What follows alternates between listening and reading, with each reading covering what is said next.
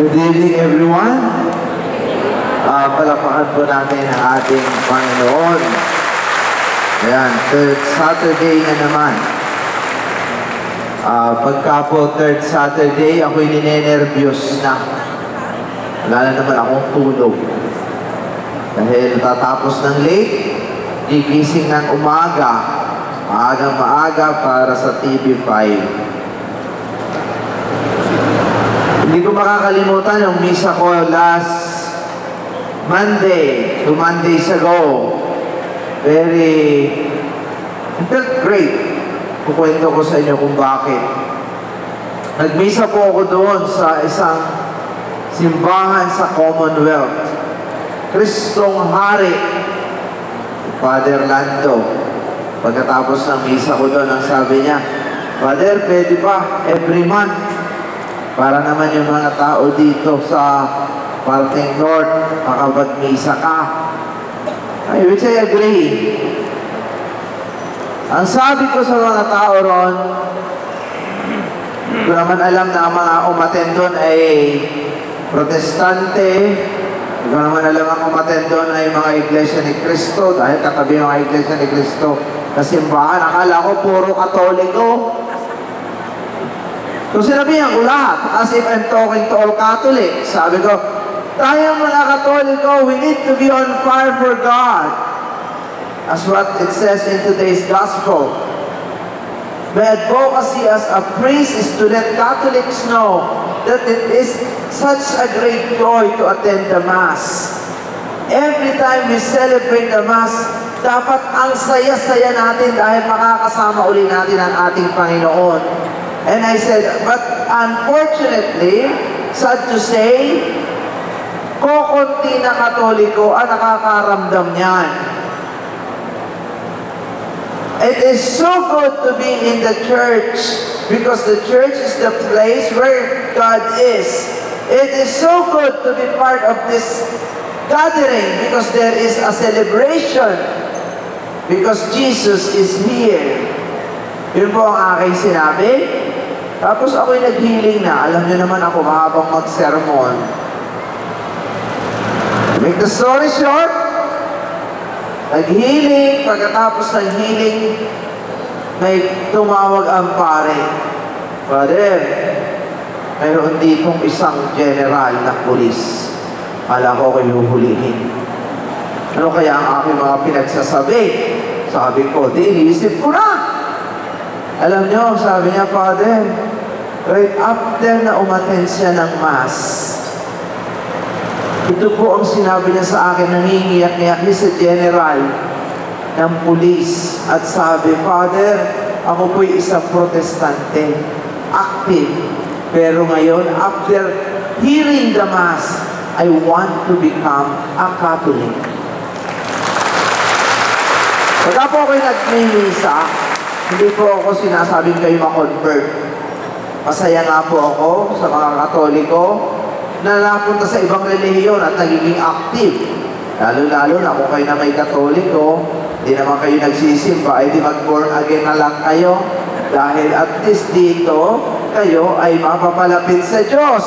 Kung kayo na may maging born again, ang pakiusap ko sa inyo, huwag niyo naman kaming sisiraan at sasabihin niyo, kayong mga Katoliko sa impyerno ang punta at kami lang ang maliligtas. Dahil hindi naman yan totoo. Kayo lang ang may definition niyan.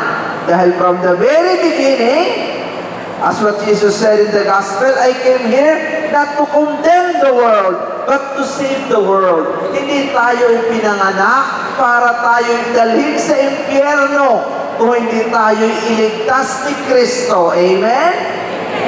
But there is a challenge that this Jesus is trying to tell us today. In today's gospel, it says, ito sabi pala niya, babasahin ko na lang, nakalimutan ko. Jesus said to His disciples, I have come to set the earth on fire. Oh my God, ano ba sasabihin ni Kristo? Susunugin ko na ang mundo. Hindi po ganun ang translation. I came to set the earth on fire. ang ating puso daw sana'y nag-aalab sa Diyos. And how I wish it's already ablaze. Dito po tayo nagkukulang, mga Katoliko. Dito tayo napupulaan, mga Katoliko. Dahil tayo may mga binyagan, marami nga tayong mga debosyon, tayo may mga Katolikong naturingan, but there is no fire in our heart. We are not that serious in our faith. Pag may nakita na tayong nagtotalk about Jesus, pag may nakikita na tayo nagpe-praise the Lord, pag may nakikita na tayong mahal na mahal ang Diyos, hindi yan Katoliko. Ibang relihiyon yan. As if we are not used of seeing a Catholic very religious and love Jesus so much, we are being challenged right now because this gospel is for everybody. Jesus wants us all to set our hearts on fire, and that is the baptism of fire. The baptism that Jesus is talking about. Gusto ni Kristo mabinyagan tayo sa apoy. Anong ibig sabihin nito? Mag-alab ang ating pagmamahal sa Kanya, at pag nag-alab ang ating pagmamahal sa Kanya, I'm telling you, my dear sisters and brothers, it is such a good feeling. Kaya nagkakaroon ng division. Ano ba sinabi niya? I came here so that not to bring peace, but division. Kasi pagka ang iyong heart set on fire for Jesus, there is no compromise. Pagka ang iyong puso on fire for Jesus, ikaw ay single-hearted. Ibig sabihin, there is no dual personality in you. Hindi ka mabait lamang sa simbahan. Hindi ka simba na ng simba, hawak ka ng rosary, nandito ka lagi sa unahan, lagi ka namang nagmumura, o ikaw ay saksakan ng chismosa. Meaning, if your heart sets on fire, you are single-hearted and you want to become a saint. Gusto mong maging santo, gusto mong maging banal, gusto mong maging mabuting tao. That's why there is this division. Hindi ka mauunawaan. Bakit hindi ka mauunawaan? Because the ways of the Lord is not the ways of man. Iba na ang iyong pananaw. Alam mo na kung ano ang tama. You will not compromise the truth. Hindi ka na sinungaling. Hindi ka na maninirang puri. Hindi ka na mahilig manira ng kapwa. Minsan hindi niyo ba napapansin? Katoliko, simba ng simba, ang tapang-tapang. Katoliko, nanggigipit. It's not the teaching of the church. It's not the teaching of Jesus. And it's not only for you, for also as priests. You know, this Pope Francis, he challenged even the bishops and cardinals. Alam niyo ang sabi ni Pope Francis in his statement addressed to the bishops and cardinals? The leprosy in the church is careerism. Kinakarir ng mga pare na nagiging obispo at kardinal ang kanilang posisyon. They are craving for position. That's why it is a leprosy. Napakagaling ng obispong ito. Kitang-kita niya ang problema ng simbahan. There is this power struggle. Kitang-kita yan ni Pope Francis. Magbasa kayo, makinig kayo ng kanyang mga sinasabi, at nililinis niya ang lahat. Pinapapatamaan lalo-lalo na kaming mga pare na nakasuot ng sutana. May anak pala. There is this, ang tawag yan ay subculture. And it is sad. That's why there is this division. That's why Pope Francis keep on saying, pray for us. Praise bishops and cardinal, and even for the Pope. Isn't that something? Noong una, sinusubaybayan ko ang mga aparisyon ni Blessed Virgin Mary. Pumupunta ako ng Medjugorje, pumupunta lagi ako dyan. And somehow, the Blessed Mother is always saying, please pray for priests. Please pray for priests. Ipagdasal niyo raw ang mga pare. At dito ko po nalaman nung ako'y pare na mahirap talagang maging pare. Kailangang ipagdasal. Hindi ko naman alam, sa lahat ng relihiyon sa buong mundo, tayo lamang mga Katoliko ang napakagaling manira sa ating mga pare. Tayo mismo ang sumisira sa ating mga pare. At pag nasira ang pare, pag nasira ang obispo, dismayado ng lahat. Walang magmimisa sa inyo. Jesus somehow is trying to say today, I want you to be baptized on fire. I want you to set your hearts on fire so that you will know the truth and there is no dichotomy, meaning wag dalawa ang mukha nyo. Yan po, baptism at saka yung tinatawag na division ay yun sa ating pagkatao. Sa ating pagkatao, sana isa ang nakikita. Kung ano ka sa harap ng Diyos, ganun din ikaw pagtalikod mo. Hindi ka plastic o sabihin na natin dalawa ang personality. Hindi po dapat ganyan. There is no dichotomy supposed to be in us. Mangyayari lamang yan kung tayo ay baptized by the Holy Spirit and we have this fire for God because there is no way we can afford to compromise this very love of Jesus in us. And I'm telling you, you will enjoy, as what I said earlier, and you will be proud of being a Catholic. Sasabihin mo, ang sarap palang maging Katoliko! Pagka ikaw ay hindi on fire, sa iyong relihiyon, you will not be proud of being Catholic. You will not even have an energy to defend your faith. Bakit tayo mga Katoliko, kahit anong sabihin ng ibang relihiyon, pinapabayaan lang natin? Wala tayo, pakialam. Tayo lamang ang ganyang relihiyon. Pag ginawa mo yan sa Muslim, siniraan si Muhammad, siniraan si Allah, patay ka. Tayo mga Katoliko, hingitian ka pa. Oh, talaga? Hindi ba nakakahiya? Ask yourself. And then we are professing we are Catholics. And we are professing we are baptized. And the consequence of that, my dear sisters and brothers, is we are not enjoying the perks of being a Christian. Napakaraming sanang matatanggap natin na biyaya, saya, galak, kapag tayo ay nabubuhay at isinasabuhay natin ang pagiging isang Katoliko, we are not somehow receiving it all primarily because we are half-hearted. Hati ang puso natin.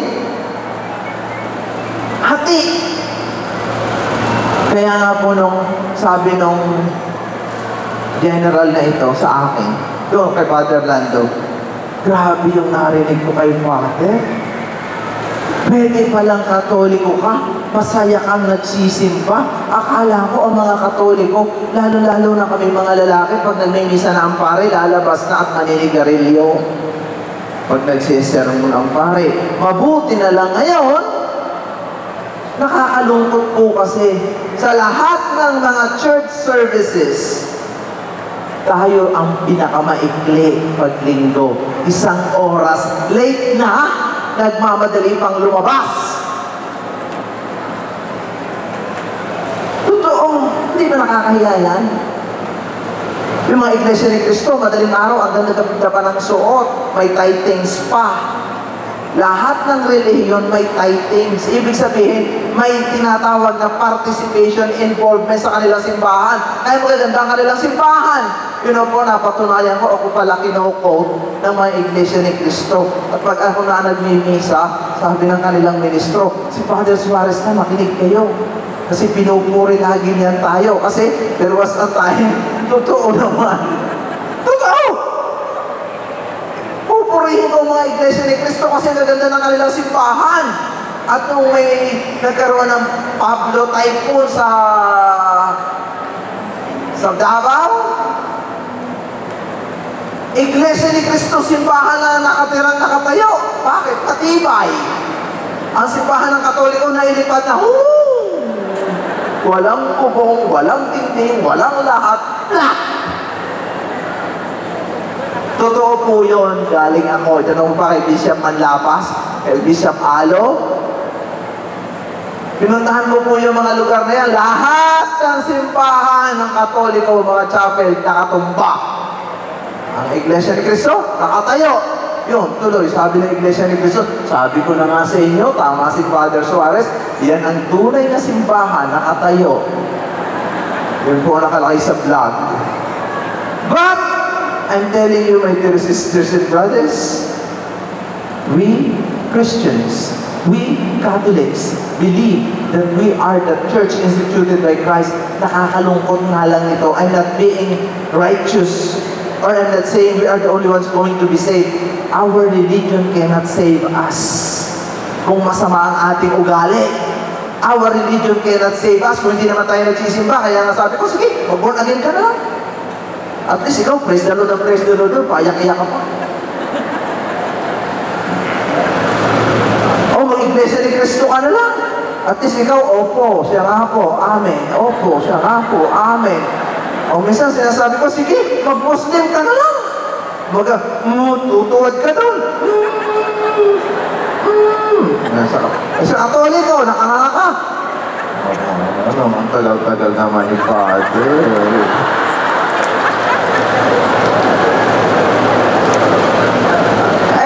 The point of you being Catholic, as what it says in today's gospel, you're not baptized in the Spirit. There is no fire in your heart. Hindi mo naramdaman totoo ang Diyos. Hindi mo naramdaman buhay ang Diyos. Hindi mo naramdaman mahal ka ng Diyos. You are very far from God. Ang layo-layo mo. Pag nagmimisa ko na yung iniisip, ngayon nga hindi nag-guarantee kung nagpasok sa Catholic school at pagkatapos Catholic ka pa rin. Karamihan nga ngayon na nag-aaral sa UST, Ateneo Lasal, tingnan ninyo sila, yung mga anak po ninyo, hindi na mga nagsisimba. Nasaan sila? Nandoon. Sa ano bang temple ito? Victory. Tapos sasabihin, kasi naman ang mga pare, hindi marunong mag-sermon. Diyos ko, nasinisi na naman kami mga pare. Kawawa na kami pare. But what I'm saying, it's everybody's responsibility. Everybody's responsibility. And the evangelization in this continent, in this part of the world, is a failure. Why? 500 years na Christianity sa Pilipinas, coming very soon, in 2021, 1.8% of the population of Asia are Christians. 98% hindi Catholic. Meaning, it's a failure. Bakit? Ang inaasahan kasi, Pilipinas. Ang inaasahan ng Vatican, even when Pope came here to this country na mag-i-evangelize ng Asia, ay ang Philippines. For Diyos por Santo. Ay ito namang na-produce ng mga, sabi ko nga, Diyos ko naman, kasi naman sa mga Catholic school, kamamahal. Hindi na nakakapasok ang marami. Nakikiter lang 10%. Propor. Eh, maniyaman lang naman na nakakapasok. Propor. Lahat yan propor. Rich lamang naman ang nakaka-afford. Yun, tuloy, 90% ng mga Katoliko nga, bininyagan, wala namang katekesis. Hindi alam ang relihiyon. May nagsabi sa akin, pare, Father, bakit pa ang bawo ng pagkaunawa natin sa misa? Bakit pa mga Pilipino pag nagmimisa nakanganga? Tulog. Kung ano-anong ginagawa. Kung maganda gawin ninyo itong mga Katoliko, pumunta kayo sa ibang relihiyon, pumunta kayo, ako pumupunta. At tingnan ninyo kung paano sila magdasal. Mapapahiya kayo. Taimtim sila. Serious! Ang mga iglesia ni Cristo, nakaganyan na. Siya nga po, iiyak pa yan. Amen. Amen. Totoo po. Totoo. Ang mga yan, hindi pinagbabasa ng Biblia. Ministro lamang nagbabasa ng Biblia. Pero pinaniniwalaan ang sinasabi ng ministro. Kaya dito sa eleksyon, sila ay black voting. Kaya pinagkakaguluhan sila ng mga politisyan. Lahat ng mga politisyan nagpupuntahan sa kanila. Tayong mga Katoliko, kaya tuloy napapahiya ang CPCB. Wala tuloy Catholic vote. Bakit? Eh wala talagang pagkakaisa. Ay, mabuti na lang, wala. Dahil hindi naman talaga dapat gano'n. Wala dapat talaga Catholic vote. Dahil we have freedom of, we have to have our own freedom. But what I'm saying here is it shows where we are at in terms of unity. Bakit na i-compromise natin ang truth? Kasi ang hinaasahan ni Jesus, what Jesus is expecting from us is this, that there is this fire within us, and yet there is no fire. Ang sabi na, and how I wish it's already a place. Ang sabi niya, sana, sa Tagalog ito, ang mundo ay nag-aapoy. At ang aking wish, sana ay nagliliyab na. Wow! Why Jesus wish that? Bakit ginugusto yan ni Jesus? Kasi napakadaming matatanggap ng mga taong on fire for Jesus. Magkakaroon ka ng peace of mind. You know why Jesus said, I will not bring peace? Peace that the world gives. The peace that Jesus is talking about here is the peace that people expect. But the peace that Jesus wants is the peace that He gives. Totoong kapayapaan at mararamdaman lamang ito ng ano? Ng mga taong nag-uumapaw ang pagmamahal sa Diyos. And I'm telling you, gagaling kayo sa sakit. Dito, minsan, ako, pare, nagtatanong din. Mayroon ditong nasa unahan, lagi sinasabi sa akin, para ako'y sinisisi. Simba ko ng simba sa Glorieta, hindi naman ako nagaling, nagmitas na sa isang cancer. Oh, asa buto na. Totoo yun, talagang tinatanong ko, no? Baka hindi na lang ako magmisa kasi hindi naman ikaw gumaling. Pero ngayon, lumapit ka sa akin, Father, nagpa-doktor ako, ito. Sabi niya, ang nagmetastasize kong bone cancer, stage 4, pumunta ako sa doktor, no trace of cancer. Yan. Tama ba? Nasa unahan lagi. Siguro, gustuhan niya malakas ito kay Mr. King o kay Mrs. King. Parang nabili niya itong upuang ito. Lagi siya nandito. Huwag ako nga awayin ninyo. Ito. Lagi nandito. Itong dalawang ito. Tapos, nandito. Tapos sabi sa akin, Father, tuwing ako magmimisa, ang cancer ko nagmetastasize na. So, tinatanong ko ang sarili ko, Diyos ko, Panginoon, kukunin na kaya sa ni Lord. Huwag muna, mababakante ang upuang ito. Ayun, ngayon, ang sabi sa akin, Father, pumunta ako ng doktor, yung aking bone cancer na nagmetastasize, no trace of cancer. Isn't that something? God is real. Huwag kayong magduda. Alam ko, hindi kayo magtitiis dito ng matagal kung wala kayong pananampalataya. Pero may hinihiling ang Diyos na hingin yung grasya sa hapong ito na ang inyong puso ay mag-alab sa pagmamahal sa Kanya. God, give me the grace that my heart will set on fire for you. And I'm telling you, ang sarap ng pakiramdam. I'm telling you, yung pakiramdam na hindi nyo pa nararanasan ay mapapasa inyo at kayo ay gagaling. Dito, sa prayer na ito, so please pray with me to those who are ill. Sama nyo na rin yung mga picture. Touch nyo rin. So, kahit nasa cellphone,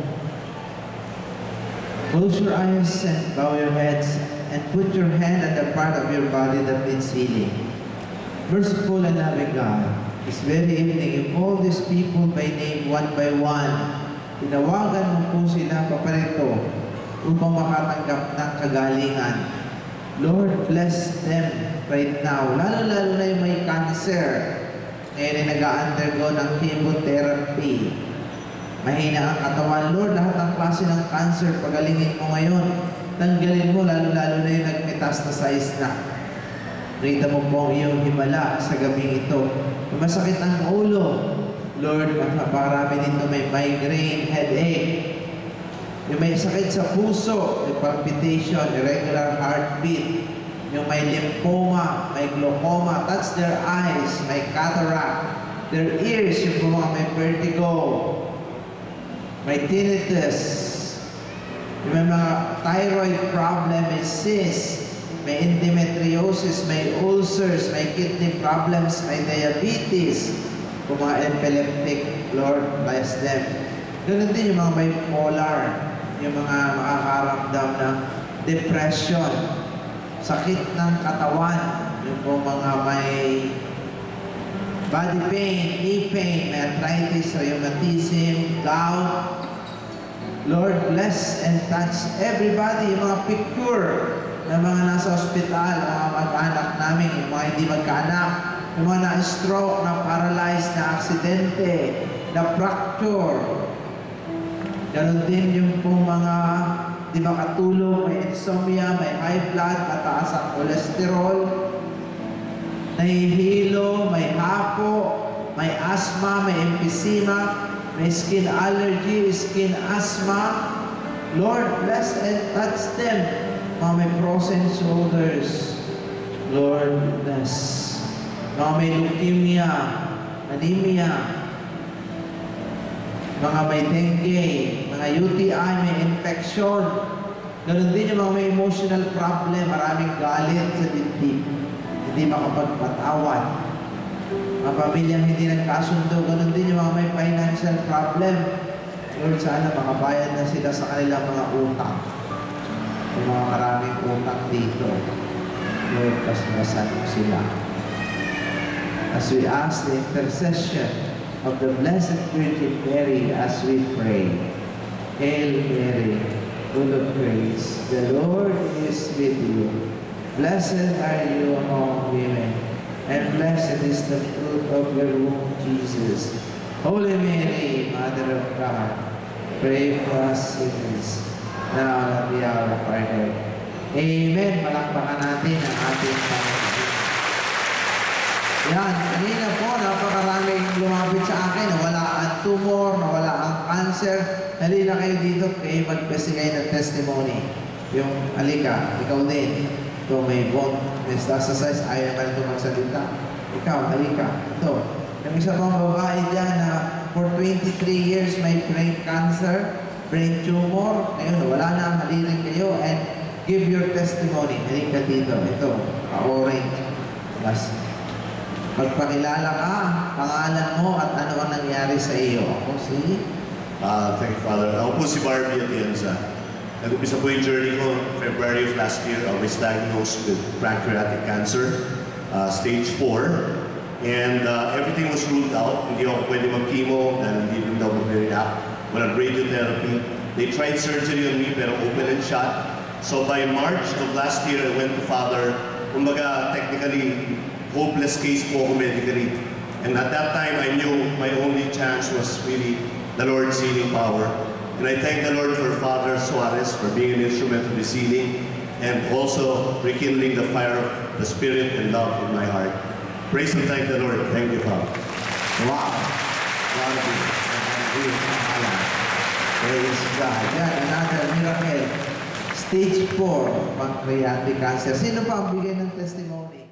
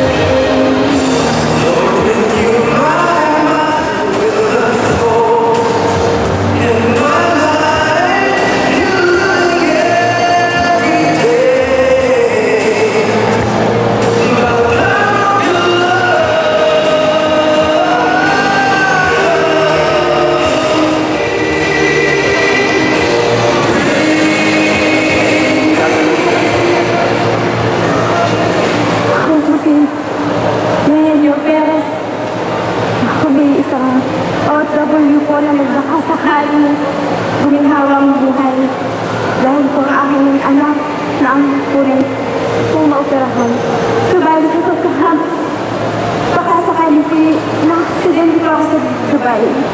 At yung po na-fracture ang aking balikat. At hindi ko pa nakakalim sa pag-uwi ko po sa Pinas na marami talaga nangyayari sa akin yung dami. Ang aking pong ulo, yung sinasabi nilang meron daw buko na sa layo ng utak. Meron din po ako spinal hemangioma. Kaya yan, siguro din po sa pagkabagsak ko sa Dubai. At ang kamay ko, hindi ko yan igagalaw.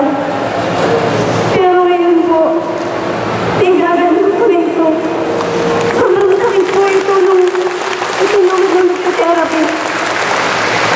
Pero ngayon po, hindi na siya gano'n. Hindi po, igagalaw ko na po. Sana po. Salamat po sa Diyos. Hindi po ako nawawala ng pag-asa. Nakadahiluan ko po ito. Nakalimabis na nasasakutin ng aking kapigat. Ngayon po, nalala po ako. Halos naramdaman. Sana po. Sana po. Hindi po.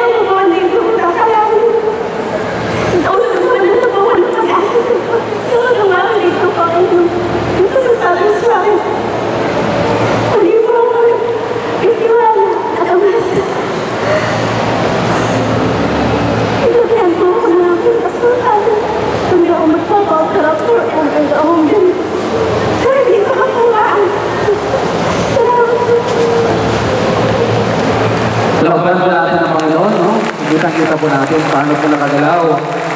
No? Sirati na bumagsak sa Dubai. Siya po paralyzed at ilang taon na nakagalaw at katawan, lalo na kanyang kamay. Ngayon po, kita-kita niyo po sa screen na gagalaw na po. Purihin po natin ang Panginoon, palakpahan po natin ang Panginoon. Purihin po.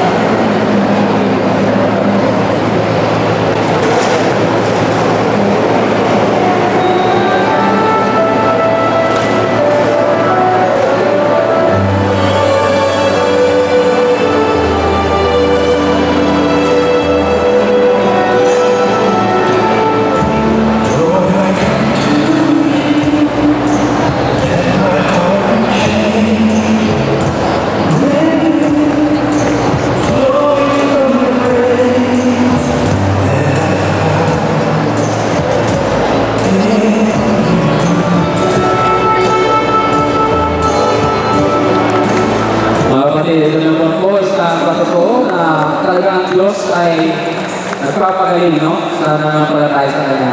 Kapatid, ano po yung pangalan ninyo? Tagasaan po kayo, ano po binagay sa inyo ng Panginoon? Ako po si Lauti, taga Santa Maria, Bulacan po. May scoliosis po ako. Ngayon po, wala po nararamdaman sa head. Dahil po, Yan, purihin ng Panginoon. Si Jay po ay may scoliosis, no?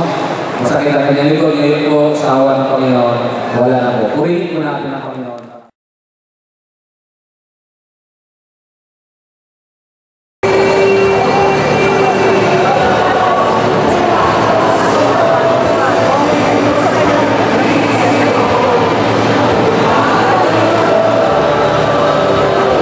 Ayan, mayroon po ditong patotoo. Ano po ang pangalan niyo po? Ano nangyari sa'yo? Ano po papagaling ng Panginoon? Ano pangalan niyo? Ako po si Lodi. Then last month po, naka-brace po ako. Nung tinatanggal po yung Father Suarez yung brace ko po, then sabi na po, huwag ano daw po sa hotel. Nung last Tuesday po, check up ko po, from 32 degree ngayon po, 24 degree na lang po yung sulat. Saka hindi na po ako operahan. Scoliosis po. Ayan, talampakan natin ang Panginoon. Ito po yung tinanggalan ng, yung nakarang, yung brace niya sa likod. Ito po yun. Ayan, ito siya. Yung nanay. Pauna po kasi namin yung doktor, may scoliosis sa anak ko. Yun na po siya na-detect.